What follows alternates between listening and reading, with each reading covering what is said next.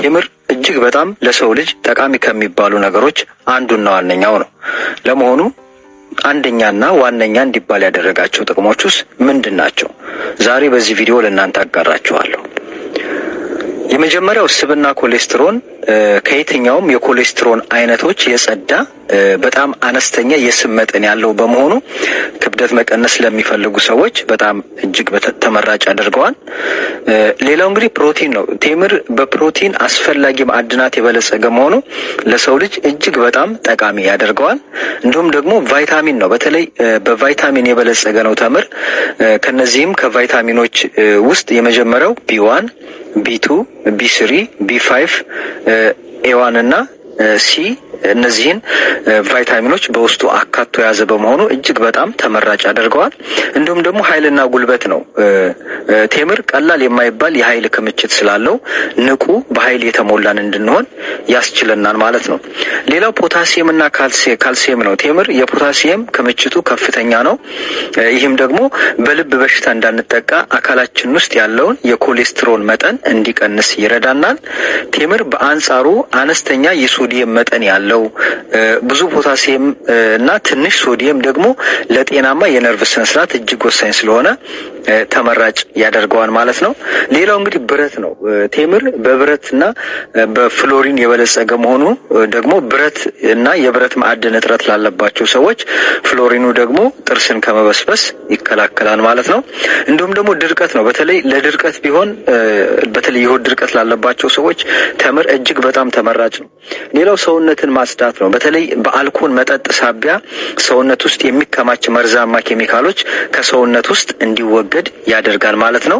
እንዲሁም ካንሰርና የአይን ችግር ላለባቸው ሰዎች የአይን ህመም ችግርና የሆድ ነቀርሳ ወይም ካንሰር ለማከም ብቃት እንዳለው ይነገርለታል። እንዲሁም የቆዳ ችግር ነው። በተለይ ቴምር የቆዳ ችግሮችን በማስወገድ መልካም ዝና አለው። ጸጉርን በማፋፋትም የጸጉር መሳሳትንም ይከላከላል ማለት ነው። በርከት ያሉ ቪታሚኖችና ማዕድኖች በመያዙ ለጤናችን በርካታ ጠቀሜታ እንዳሉት ይነገርለታል። ኃይል ሰጪ ፋይበር እንዲሁም ደግሞ ካልሲየም፣ አይረን፣ ፎስፎረስ፣ ሶዲየም፣ ፖታሲየም እና ማግኔዚየም እንዲሁም ደግሞ ዚንክ የመሳሰሉት ሚኔራሎች በቴምር ውስጥ የሚገኙ በመሆኑ ቴምርን ለጤናችን እጅግ በጣም ተመራጭ ያደርገዋል ማለት ነው። ስለዚህ ቴምርን አዘውትረን መመገብ ለጤናችን ከሚሰጠው ጠቀሜታዎች ውስጥ የመጀመሪያው የሆድ ድርቀትን ይከላከላል። ቴምር በባህሪው የማለስለስ ባህሪ ስላለው ምግብ በአንጀታችን ውስጥ በቀላሉ እንዲዘዋወር ወይንም ደግሞ እንዲንሸራሸር በማድረግ የሆድ ድርቀትን ለመከላከል በእጅጉ ይረዳናል። ለዚህም ይረዳ ዘንድ ደግሞ ቴምሩን በውሃ ውስጥ ዘፍዝፈን በማሳደር ጠዋት ላይ መመገብ ይኖርብናል ማለት ነው። ሌላው ለአጥንት ጤንነትና ጥንካሬ ነው ቴምር የሚሰጠን ፋይዳ ማለት ነው። በቴምር ውስጥ የሚገኙ ማዕድናት ለአጥንታችን ጥንካሬና ጤንነት እጅግ ጠቃሚ እንደሆኑ ይነገርላቸዋል። ቴምር እንደ ሲሊኒየም፣ ማንጋኒዝ፣ ኮፐር እና ማግኔዚየም ማዕድናትን በውስጡ በመያዙ ለአጥንት ጤናማ እድገት እንዲኖር ያደርጋል ማለት ነው።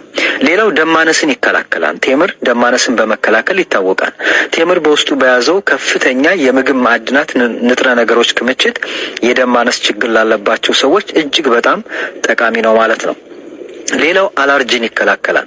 ቴምር ከሌሎች ለየት የሚያደርገው አለርጂን ለመከላከል የሚረዳን ሰልፈር ንጥረ ነገር በውስጡ በመያዙ ስለዚህም ቴምርን አዘውትረን የምንመገብ ሰዎች ለተለያዩ አይነት አለርጂዎች የመጋለጥ እድላችን እጅጉን እንዲቀንስ ያደርገዋል ማለት ነው። ሌላው ለነርቭ ጤንነት ነው። በተለይ ለነርቫችን በቴምር ውስጥ የሚገኙ ቪታሚኖች የተስተካከለና ጤናማ የነርቭ ስነስርዓት እንዲኖረን ስለሚያደርጉ ለጤናችን እጅግ በጣም ጠቃሚ ያደርገዋል ማለት ነው። ሌላው ለልብ ጤንነት ነው። በተለይ ቴምር ለልባችን ጤንነት በርካታ ጠቀሜታዎች ስላሉት ተመራጭ አድርገዋል። ቴምር የልብ ጤንነትን ይጎዳን የሚባለው የኮሌስትሮል መጠን የመቀነስ አቅም ስላለው ለድንገተኛ የልብ ህመም እንዳንጋለጥ በመርዳት ለልባችን ጤንነት እጅግ በጣም ጠቀሜታ አለው ማለት ነው። ሌላው ስንፈተ ወሲብን ይከላከላል። ጥናቶች እንደሚያመለክቱት ከሆነ ቴምር በውስጡ በያዘው ንጥረ ነገሮች አማካኝነት የሰዎች የወሲብ ፍላጎት ከፍ እንዲልና የወሲብ ፍራቻ ላለባቸው ሰዎች ደግሞ ድፍረትን እንዲያገኙ በማድረግ ስንፈተ ወሲብንም በመከላከል ያግዘናል ማለት ነው። ቴምር ሌላው በእርግዝናና ወሊድ ወቅት ተመራጭ ምግብ ነው።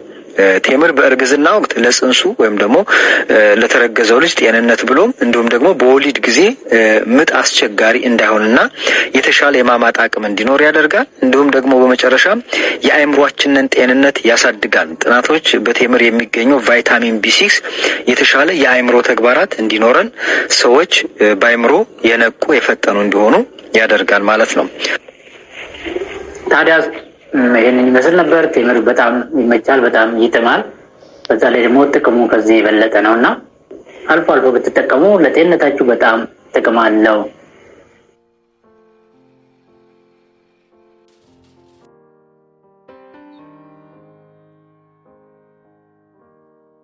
በተጨማሪ ለበሽታ መከላከል አቅማችን እንዲዳብር ያደርግላችኋል። ታማችሁ ለሕክምና ከምታወጡት ወጪ ይልቅ አልፎ አልፎ ጤናማ የሆነ ተፈጥሯዊ የሆነ ነገር እንደዚህ ብትጠቀሙ በጣም የተሻለ ነው የሚሆነው እና በተለይ አሁን ወቅቱ ጾም ነው። ብዙ ሰው ጾም ላይ ውሎ ማታ ላይ ይህንን ተወሰነ ቢጠቀም የተሻለ ነው የሚሆነው።